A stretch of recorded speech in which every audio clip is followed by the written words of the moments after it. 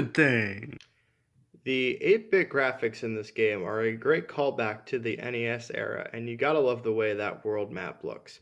Everything is so beautiful and vibrant in this game, and the 8-bitness only enhances this. It does not take anything away. It reminds me of that AVGN Adventures game, and if you haven't heard of the Angry Video Game Nerd, please do yourself a favor and look him up. Bad thing. So, Mario gets fireballs, Link gets a sword, and Shovel Knight uses a shovel. Well, at least it's consistent with his name, but geez, couldn't they give this guy a cooler weapon? I know it's nitpicking, but you guys know that's what I do. Good thing. Now, the boss fights aren't like Mario games where you just jump on Boom Boom's stupid head 3 times. It's an actual challenge. Bad thing. It's a challenge that's too hard for wusses like me. Those boss fights are brutal, man. Good thing. The village is a dope place full of all sorts of interesting characters. It has this retro villagey feel to it, which is probably why it's called the village. You can see people carrying water pails, women in old Victorian era dresses, and the 8-bitness only adds to this sort of feeling of history. Ah, nostalgia. Wait, I didn't live in the 1980s. Or the 1880s. Bad thing. I feel like the village can make things too complicated, though. Like after a level, I got to upgrade my health. Yay! You'd think this could just happen simply by something that says, like, level up. But no, I gotta go all the way into the village and visit this guy called the gastronomer. And I gotta order some super delicious meal. Then I could upgrade my health. I ain't got all day, game. Good thing. Now, I may have trashed Shovel Knight and his shovel method of attacking people earlier, but it is quite cool how you can kind of go up and down with the shovel like it's a pogo stick. See, why couldn't they have made the weapon a pogo stick? I guess it doesn't hit as hard as a shovel. Bad thing. Why is it that after you beat a level, they send you to this stupid campfire before you're like allowed to go back to the world menu? It's anticlimactic and quite frankly stupid. Good thing. The music in this game is also a great tribute to the 8-bit era. They certainly add to this game and help you focus on the task, which is beating some levels. And bad guys, I guess. I don't know. Bad thing. I do appreciate the music sheets. I gotta hand it to someone in the village, though, to become music tracks. Didn't we already establish that I'm too lazy to do this game? Good thing.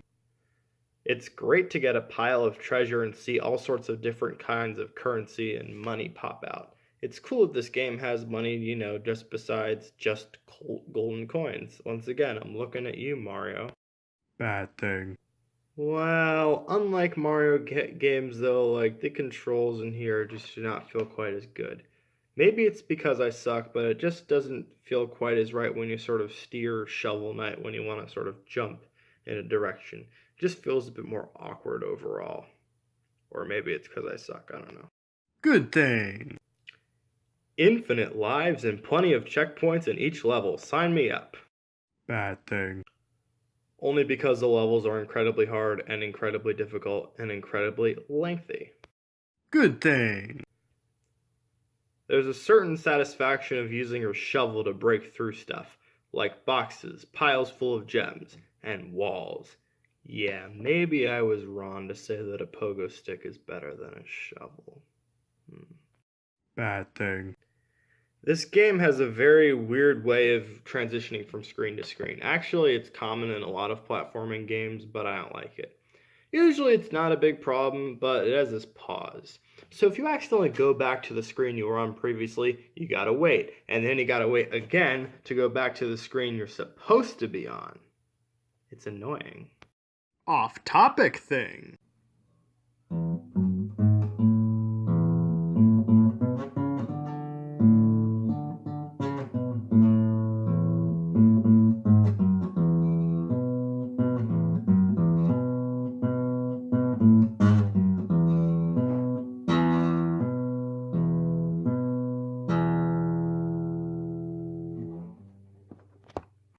Good thing. You know that feeling when you're really low on health and you just got through a tough section of a level, a bunch of crap has been attacking you, but then by some good grace, a delicious pile of turkey has appeared. You're back at full health again. Bad thing. Sometimes that turkey comes around though when my health meter is almost completely full, in which case that turkey's practically useless. Good thing. This game only costs $25, which is awesome for gamers. Most games of this particular quality, which I'll say is high quality, cost $60 or at least $50, but this one won't put an ache in your wallet, and that's nice. Bad thing.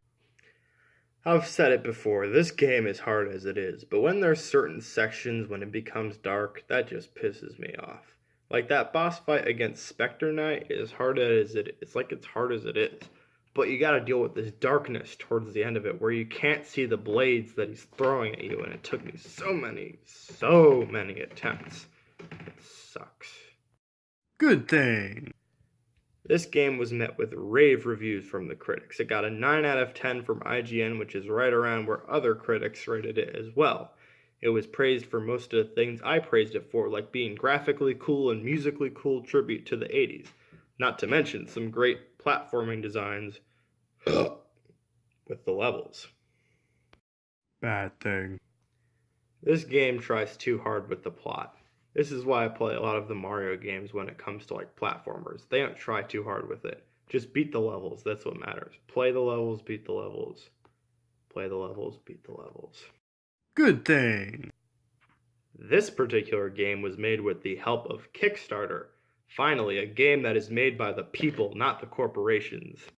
Bad thing. This game was released in 2014, but we had to wait 3 years until the Switch version came out? Come on. Okay, please tell me you get this terrible joke.